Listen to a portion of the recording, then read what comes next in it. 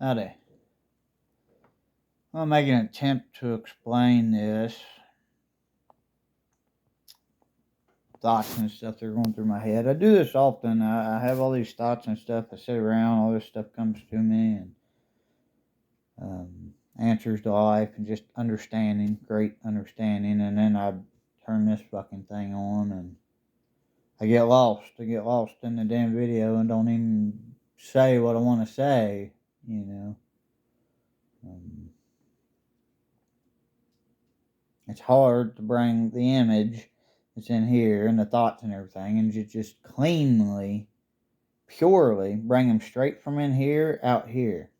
They tend to, while I'm sitting here and stuck in my head, you could say, or just sitting here thinking with myself, have stuff come to me. But then as soon as I start talking, that changes the environment, that changes things, and it shouldn't.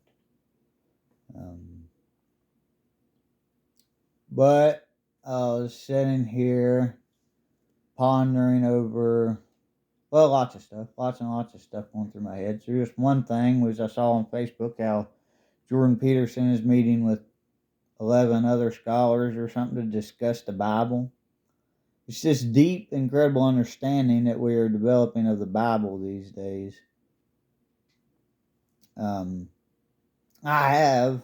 wish I could go sit with those guys, but no, I'm a poor fucking bum sitting around here in the goddamn mountains of West Virginia. I don't know. I'm nobody and nothing.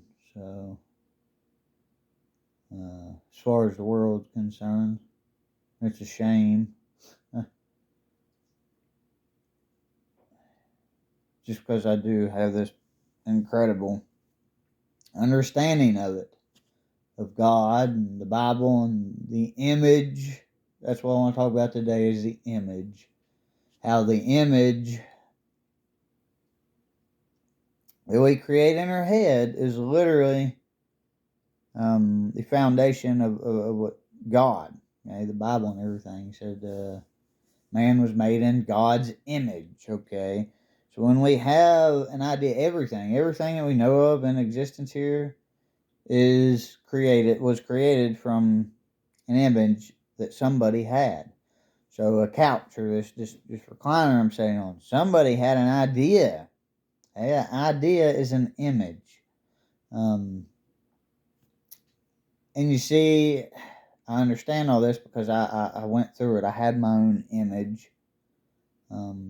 Back when I was fully connected to God, I had clear boundaries and ideas of what I wanted to do with my life. And I was kind of with a woman at the time, but we weren't physically together. And for about 2.5 years or so, we'd just been through hell and back. We wasn't able to physically be together. But through lots and lots of fucking trials and tribulations, suffering and highs and lows and shit. Somewhere along the way, life separated us for about a year, and I was able to get my mind. I had to get my mind and everything cleaned up because I was on home confinement. Couldn't drink, couldn't do any drugs or anything. The government was pulling me here and there. I wasn't ever able to just sit down and rest. I had to go down for a piss test at least once a week. Then the damn, what else was there? I don't know. And I was just physically locked down by the government stuff, and I wanted to be able to move around. Very angry and everything. But anyways, what I done, I eventually worked out all the corruption and stuff inside of me and developed a perfectly clear mind and a clear image of what I wanted to do in life, how I wanted to shape life and everything. And I began doing that. So my body was just a body that supported the image that I had. And I say that I had, it was an image that come from God. It was something far greater than myself. It was a vision. It was a godly vision and an image. And then my ex, she was living with her grandparents. She had been in state custody and stuff, and then come back out and was up with her grandparents. And she completely fell into the image that I had and my workings and everything I was doing. I was posting on Facebook daily. I was influencing lots of people and shaping life. I was shaping up my property, my house. Man, I was just so damn busy and active bringing that image out into reality. And I was doing it, man. Well,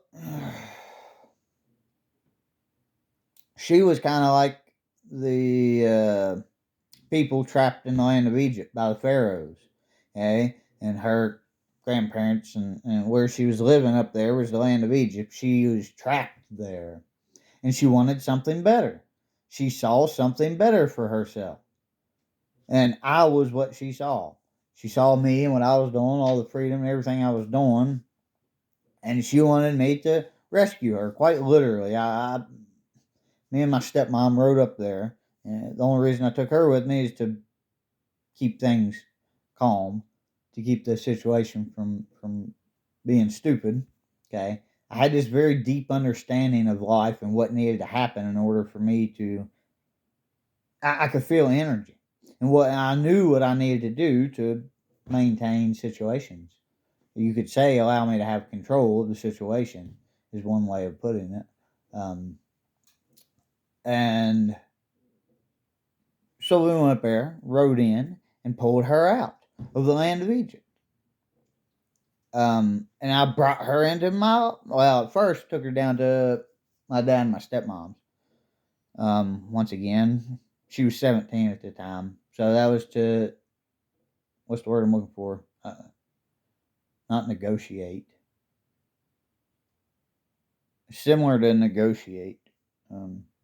That was so to minimize any drama. Okay. So her dad and my dad been friends for a lifetime, their whole lives, pretty much, I guess. They all grew up together around here. So, um, she stayed down there for a little while, and I realized that was a fucking mistake.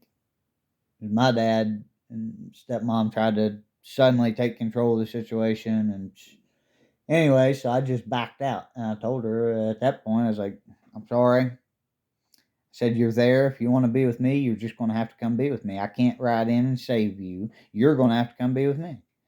And it was just a little bit of time. I don't know, a couple weeks or so, because shit blew up between me and my dad and my stepmom. So I was like, I'm not coming down there anymore. Um, so she come to me, and then she come into my world. The image that I had in my head, everything I was trying to create and pull out. She said she wanted to be a part of it. Obviously, because she come to me. She walked into my world, my life. And here's the problem. She didn't really want to be a part of me in my life. She just wanted away from her life. She wanted me to rescue her. She wanted somebody to save her. I did. I come in and saved her. And then I tried to teach her how to save herself. I tried to teach her how to be independent like I was and stuff. And she didn't listen. She didn't trust me. She thought it was going to be easy or something. I don't know. Just like the people with God. He goes in, he rescues them from Egypt, and he leads them through the wilderness for 40 years, and then they enter the land of Canaan where everything's beautiful and wonderful. But it's just a matter of time before, a generation goes by or two generations, and then they begin worshiping false idols. So she moved in with me. Everything was absolutely perfect. She didn't come in and fuck up my stuff. Well, she kind of, in the beginning, she didn't. She just kind of picked up and went along with it just wonderfully. But then she started going out and she worked a job, and she was hanging around other people, and she let their energy went into her. So instead of trusting me and being committed to me, my image and what I wanted, everything, my life, she broke that commitment with me and began listening to other people. So that's her worshiping false idols, people outside of our relationship. Okay. And it wasn't that I had no interest in controlling her at all. I didn't stop her from going to work. I encouraged her to work until I sold her her own vehicle. I had no intention of controlling her whatsoever. But she began listening to other people and trusting them instead of trusting me. And when she done that, she brought negative, bad. She created division between me and her. Okay. Um, and then she would bring back bad energy, negative energy back into the house. And that energy disrupted me, my vision, and the image that I had that I was trying to create in life. So this image is just like a child. It was more than a child. It was life. It was love. It was absolutely everything to me. Like, just like God, the world. The world was God's. He created it. It was all His image, and He created it, and He tried to guide us and show us how to work with it properly. And we took it and corrupted it. And He sent His Son to try to show us the way and guide us. And we took Him and crucified Him, and everything God sends to this world becomes corrupted because this world is corrupted. That's why, you get the whole idea that the world is evil, or the idea that women are evil comes from. Because a man has these ideas in his head and he tries to bring them out to life, these images. Those are his babies. Those are literally himself, him, and who he is. That's how he defines himself. When you develop such a clear vision, an image of something, that means it has borders.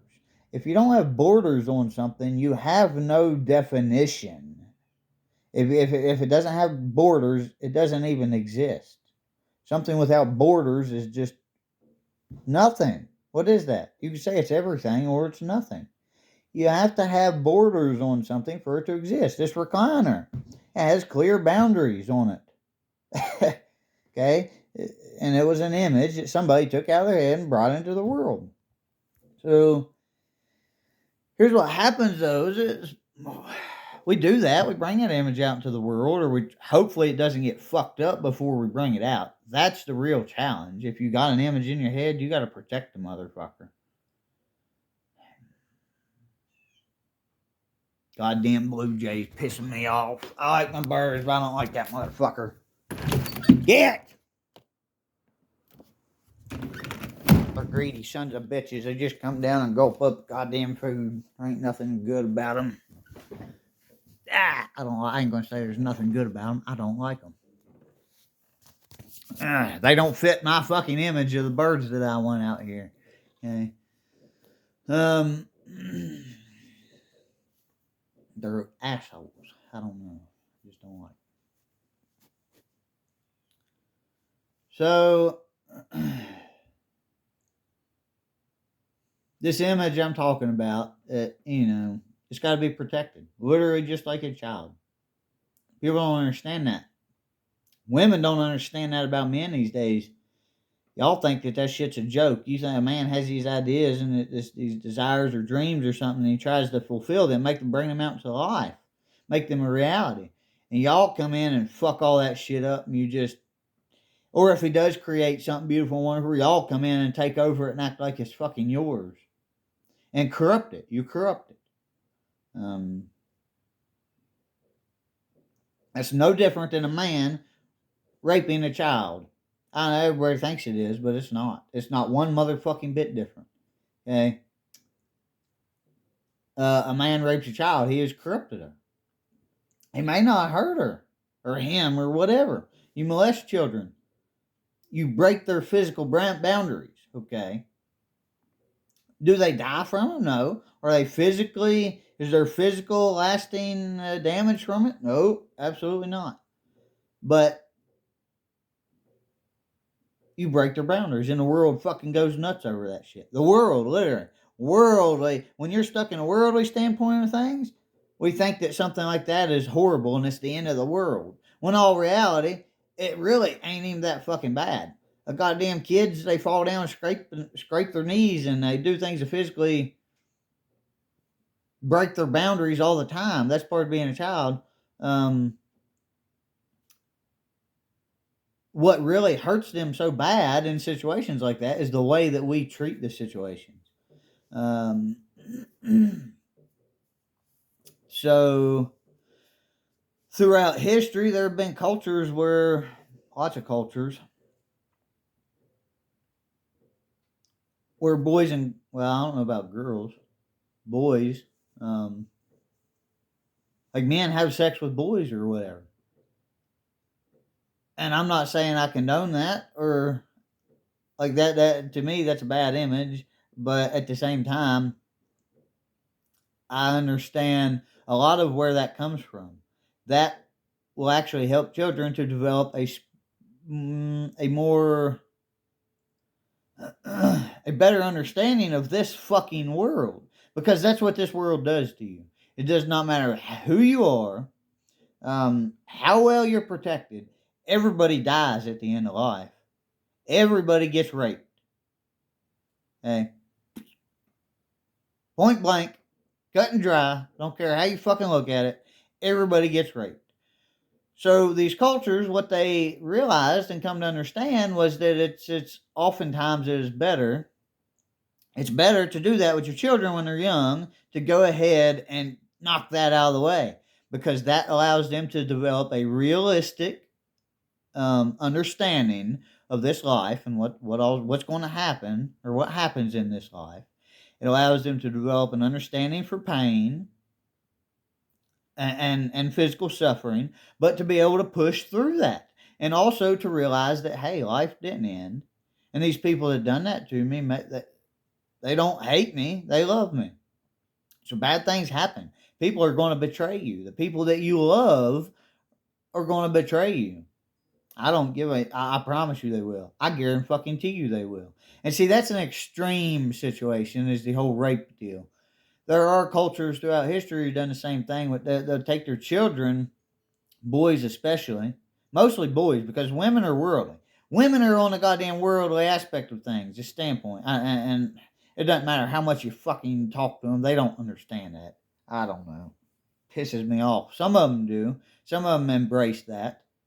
And most of them these days are completely fighting against that. I don't know. Everything's corrupted and twisted and complicated these days. I don't want to get into all that complex shit.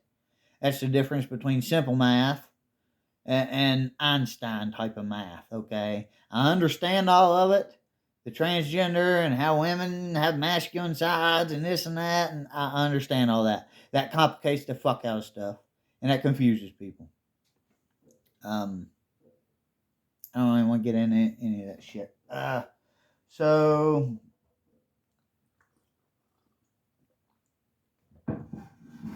there are cultures that they didn't rape their kids, but what they done when boys turn 8, 9 years old, oftentimes the women would raise them or something, they would be left alone, completely untouched. And I think it was 8, 9 years old or 10, somewhere around there, between 8 and 12 years old, boys become men. You're no longer children anymore. And I have women that agree with me on that have raised wonderful women who have raised great kids and stuff. Um, so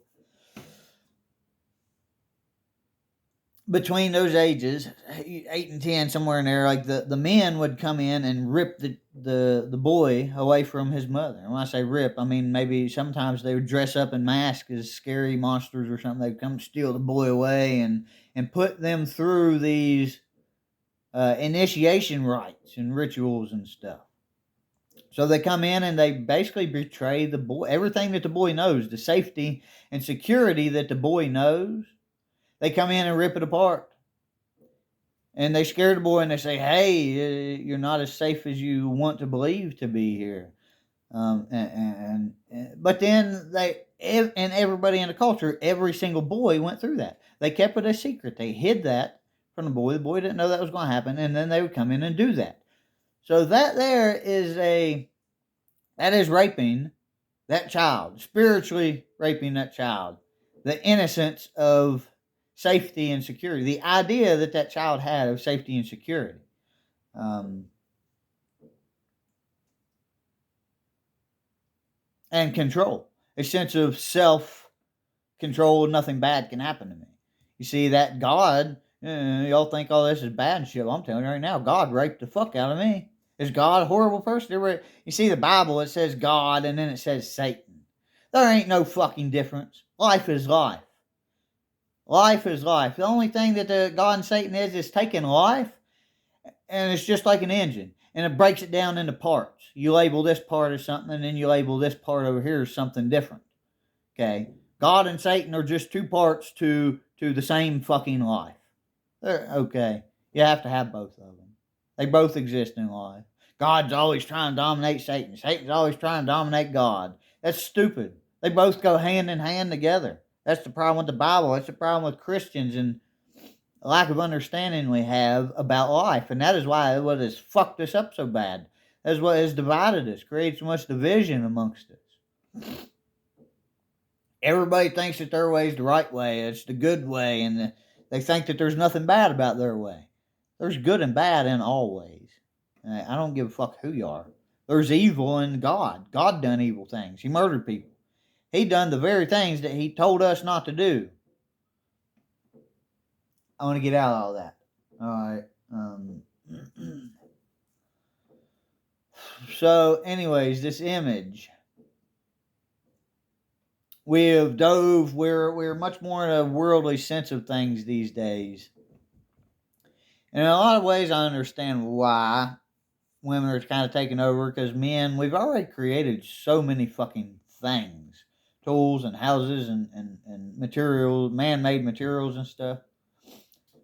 We need to slow down. Why? Because we're producing far faster than we can sustain ourselves. Hey. Like the world itself provides all these materials to us, and we're raping the world. The trees, the land, the water, we're raping all this stuff, and we're abusing it. Our images that most people have in their head, they're not pure, innocent, good. They're not.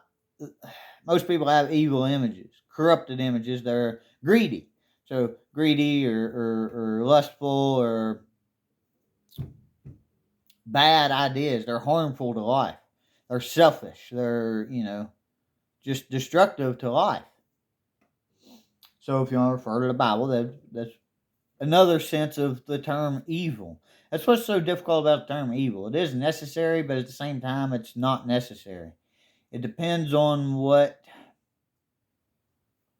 aspect you're looking at, what perspective you're looking at it from. Okay. So that's difficult. Very difficult.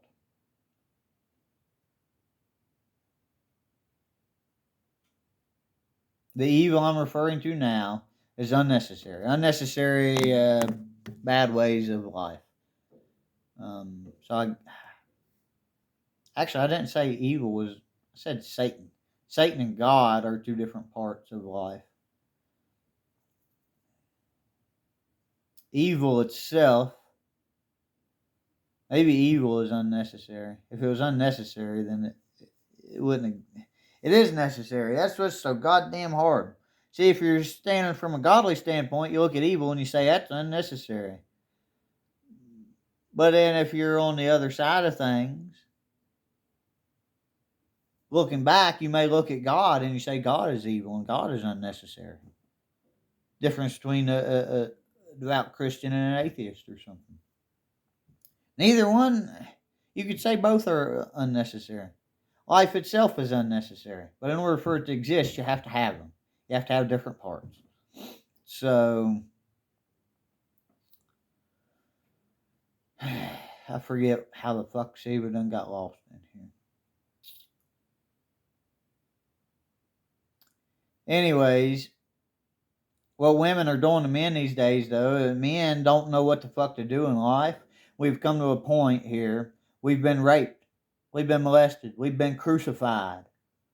For some reason, we act like rape is worse than fucking death these days.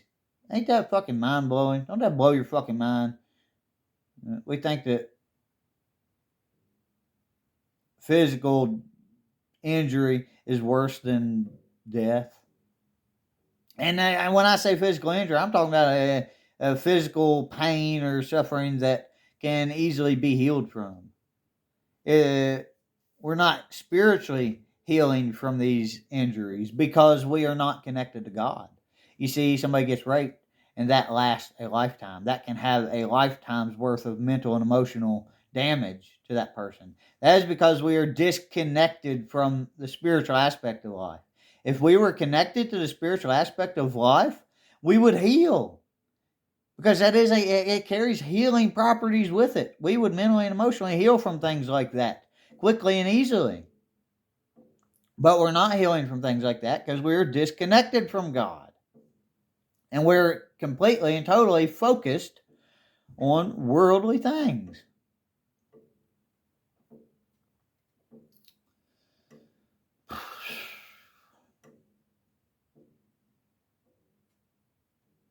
That's what I'm saying, man. I got all this shit in my head. I wish I had other people to talk to. I mean, I can sit here and talk and reason with myself. I work things out with myself all the time.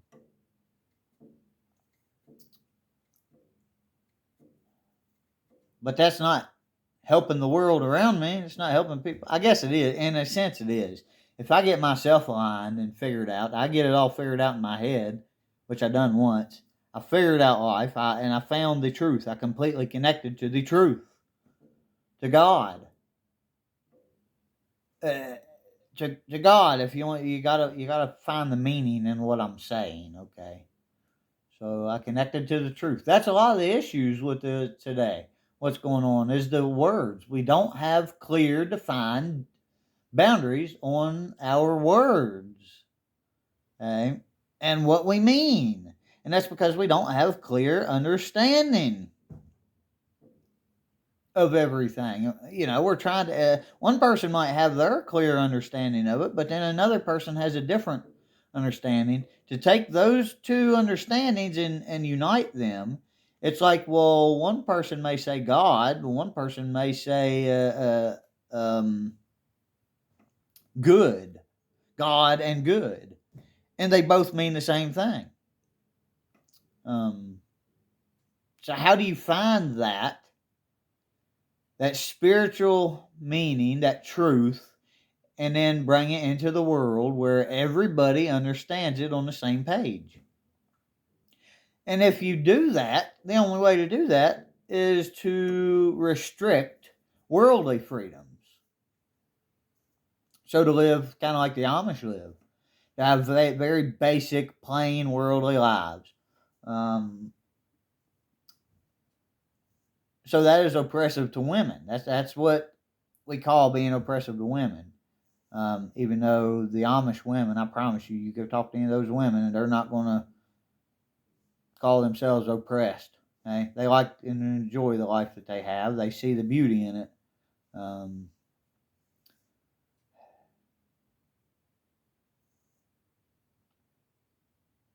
They found balance. They found balance between God and the world. But that's their balance. Now, see, what we've done is we have taken a bite from a tree of knowledge multiple times since the Amish way of living was developed. So what we're struggling with, every time you take a bite from a tree of knowledge, you step outside that paradise and you try to create your own world or a different world or whatever. You want something different.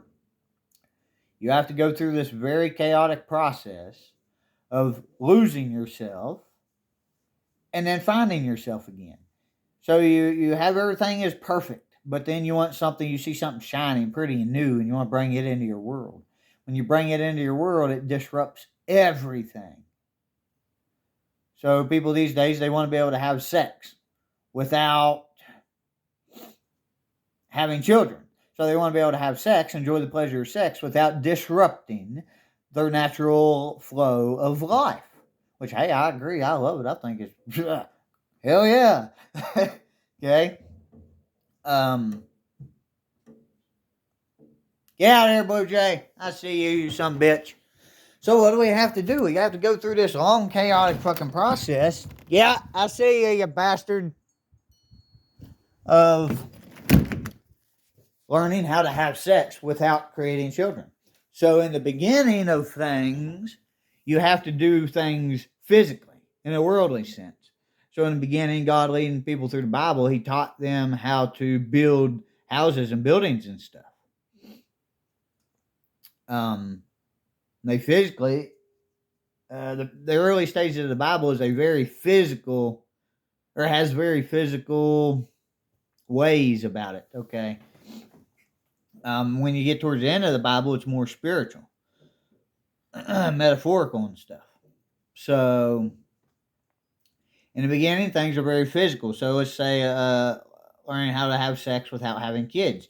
We start off with drugs, birth control and stuff, physical manners. But as time goes on, we used to have condoms and everything. People these days are tired of using condoms. They don't want to use condoms. They just want to have clean sex.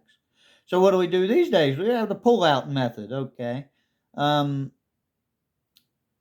also people are learning to control their semen. And that's really what it is. It's a matter of self-control, controlling your semen. So some people learn to release semen, but only like certain amounts of it. They have control of how much they let out or something.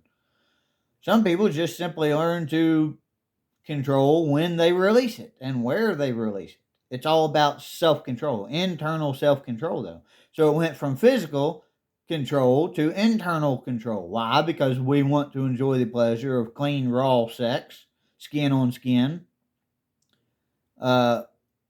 without the consequences of having children and stuff. And we're learning how to do that. Is it chaotic? Yes, it's chaotic. Is there mistakes along the way? Absolutely. People get pregnant when they don't mean to. Hey, that's part of it. Is you're goddamn going to step outside the bounds of God, the clearly established safety zone that God has created. If you're going to step outside of that, you're going to get fucking hurt. And you need to know that. Okay? I done that. I had a clear image and clear bounds and everything, and I stepped outside of those bounds. With my ex, she was my temptation, and I give into. And Revelation, she was my first love that I fell away from. She was the false prophetess. I used to post shit on Facebook. She used to share it. She used to repeat the things I said all the time. She was like a prophetess of me. And she idolized me. She worshiped me, basically. She brought me food made from idols. She idolized me and brought me food when I was supposed to be on a journey with God.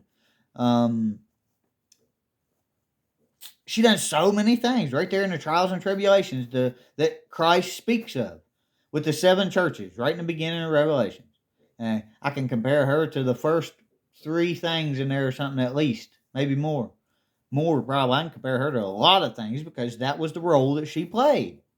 She is the reason I understand this whole process. I went through everything God went through. I had this beautiful image in mind, and I was creating this world, wonderful world, and making it all happen. And what'd she do? She took me and my love and my image and crucified the fuck out of me, buddy. I can't say it was her fault. She's ignorant. She didn't understand what the fuck she was doing. She didn't understand where I was trying to lead her to. I used to tell her all the time, I know you don't understand, but if you trust me, I'll give you the fucking world, man. I would have given her everything she wanted if she would have trusted me, had patience, and allowed me to lead her through the wilderness. She didn't know. She left before I was able to make that happen. Okay? That's what you women don't understand about men these days. They would goddamn give you everything, but y'all are leaving before you're not allowing a man to purify you. You've got carry negative energy around with you from other men, other relationships, all this other bad shit. If you want to come into his world, you're going to have to let him purify you so that you fit into his world, into his shit. Because if you don't, y'all are never going to goddamn have a true, solid, complete connection of love between the two of you. You won't. The only way to have that complete connection of love is to purify yourselves. And a woman purifies a man along the way as well, but she does it in a worldly sense. Hey, she'll clean up his rough edges and stuff. Let me tell you something, women, it genuinely takes longer for men than it does y'all. And that's because we're not doing, that's why these old cultures used to take boys and do that stuff to them. Because men, if men are not purposely wounded, spiritually wounded at a young age, then they don't ever develop an understanding of what it's like to carry a to be vulnerable, to carry a vulnerability around with them throughout life. They think that they're invincible, and they're not. They need to know that they're not. Um, they need to be taught that one way or another. So they are not invincible. We used to have men in this country used to just beat their damn kids or something. Kid would raise his voice or back talk, and women used to do it, backhand the shit out of their kid. Tell that boy, you don't do that. I'm your goddamn parent. You respect me. Know your place, know your vulnerabilities. If you're physically weaker than somebody, you should not physically fucking challenge them or piss them off or something. It's just smart. That's just a wise thing not to do. Wisdom. You got to have some wisdom about you. You got to know your limitations. Know your heart and your reins, the extent of your power when dealing with people. So there's a bit of Darwinism in this. That's just the nature. That's the nature of life. Okay, we can't escape that, nor should we escape that, because it's a good thing. It's a natural system of checks and balances. Okay, it keeps weak people from coming up into a place of power. You don't want weak people in a place of power. I promise you don't.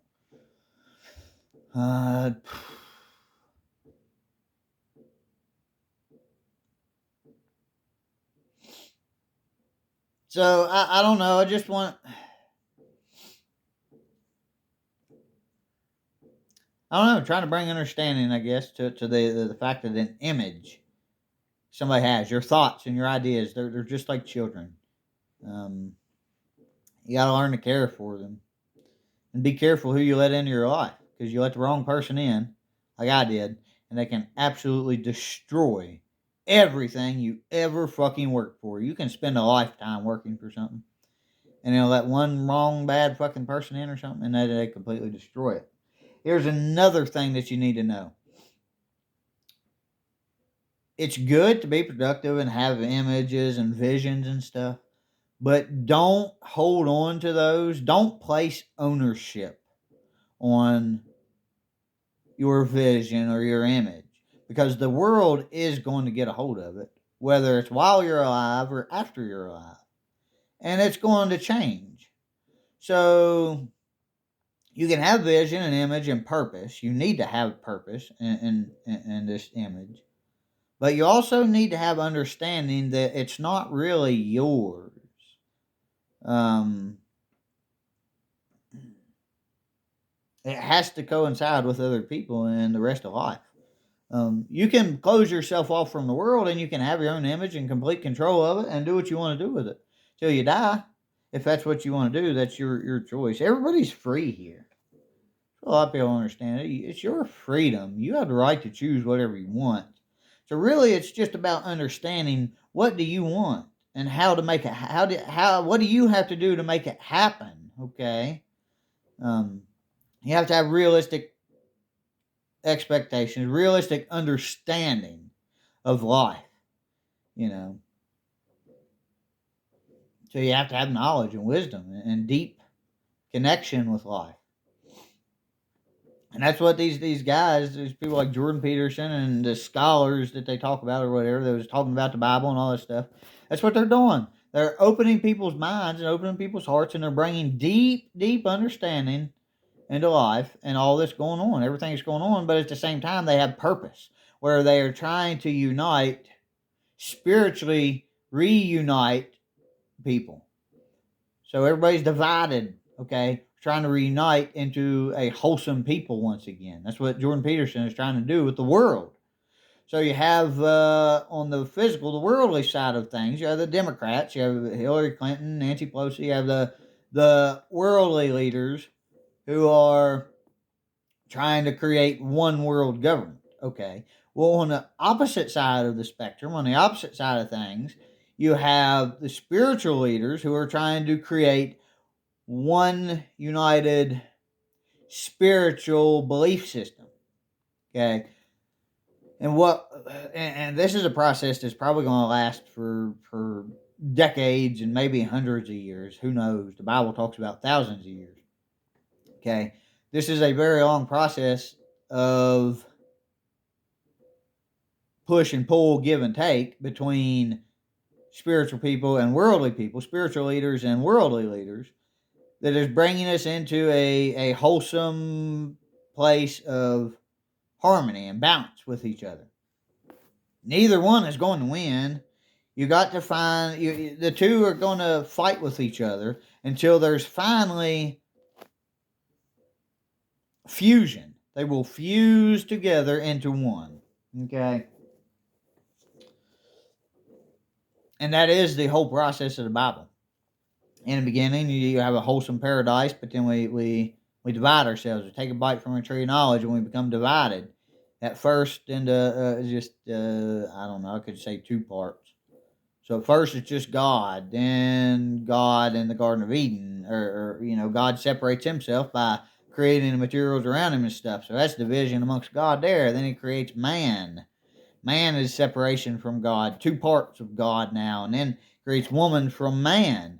So now you have three parts. God, man comes from God, then woman comes from man, which also comes from God. You see, you have division. And then those three, they can have children and all this other stuff, and into millions of parts. And then those parts have to reunite on a bigger whole. So this is just a process that happens over and over and over and over and over again, constantly, all the time throughout life. Never stops. If it ever stopped, life would stop. Okay. We're coming back around to uniting in this country, though. So world leaders and spiritual leaders, they're battling it out and stuff at the moment. So you had Trump come into power, and then you had Biden come into power. These are two opposites. Trump was a spiritual leader. He was kind of against the government, against the physical government stuff. He was a leader of God, of the belief systems and everything. Now, did he had to work with the government and stuff, though. You can't just be one. You have to work with the world. If you're a spiritual person, you have to work with the world. If you're a worldly person, you have to work with spiritual people. That's how it works. You can't escape that. You cannot escape that. It's impossible. I don't know. Damn. I'm going to share this on Facebook. Y'all share this shit around, somebody. Please, I don't know. You know anybody? Put me up with some goddamn buddy. Fuck. I got nothing better to do. I sit around here. I do a little bit of piddly work here and there. I'm trying to find purpose in life. You know where you find your purpose at? You find purpose in the things that you're good at. And I have all this understanding and everything in me. I guess I'm not good at bringing it out of me. There once was a time where I was just magnificent at bringing it out. Now it's difficult. Why? Because I'm going through that process of, when I was a spiritual person, it was easy for me to bring out all my ideas and my thoughts and emotions and perfectly fit them into the world when I was connected to God. So that's why they say God is wholesome. So now I'm going to bring another understanding of the word God. The Bible leads us all to become godlike people. So once you become godlike, you find perfect harmony and balance with your spiritual internal side as well as your external worldly side, the things around you and stuff. And you unite the two perfectly. I found that once. I had that with myself and the world around me. And then I let something new, I let a woman into my life. That was the temptation. That was the new thing. I took a bite from a tree of knowledge. I let her in. And me and her, we did not make it through the whole process together. At least not yet. I don't know that she could come back. I don't know. I have not got myself back together yet. I don't know where she fits in and how she plays along with all this yet. I've not completed the journey back to God. Okay. I don't know where the fuck she fits in with all that. That's a part that I haven't got that part of the puzzle put together yet.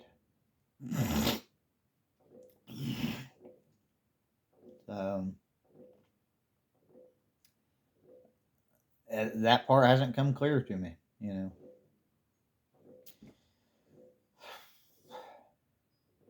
I don't know exactly where I fit in all this as far as my body. I don't have a clear image. So because I don't have a clear image, that I don't have a clear connection with God. I don't have clear boundaries. I don't have clear definition of who I am and what I am to do in life. I don't know if I'm supposed to publicly talk and shape life, and that's my purpose, or if I think that is part of my purpose, certainly. But another part is I'm very good at my hands. I want to be creative with my works, worldly, physical works. Like, I don't want to create just unnecessary shit anymore, building houses and stuff. I want to do beautiful, like, artwork type of construction or something. Um,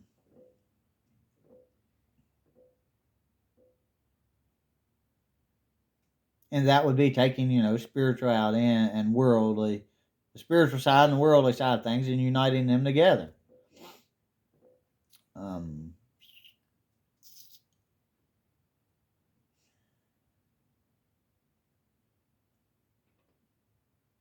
so I don't know. I guess that's about all I got. I mean, I could go on for days. I really need a name for myself. That's something that's been aggravating me. I want a name. I don't know what. I don't know how to title myself or name myself here.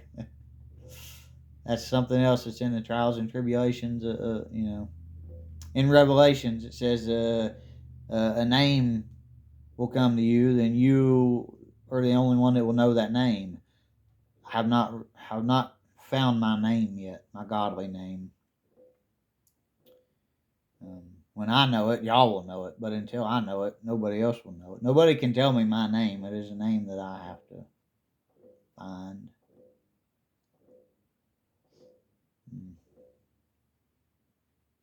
And it has to fit me. It has to be fitting with me.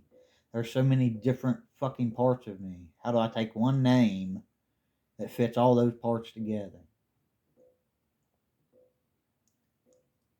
I got to fit myself together first, I guess. I got to become wholesome. If I'm not wholesome, how I can't give myself a wholesome name? I don't know. I guess I hadn't got that far.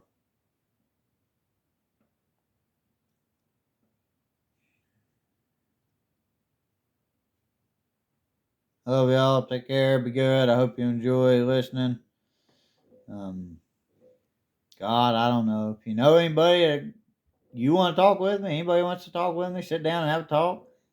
On video or off video, doesn't matter. I love talking about shit. Um, but if you know anybody does podcasts or something, or would be interested in,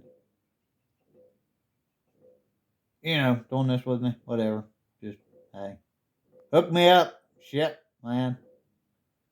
I love to goddamn sit and talk with Jordan Peterson. Like I said, I'm just a fucking man here in the mountains. The world doesn't know me. That fucking Blue Jays, goddamn.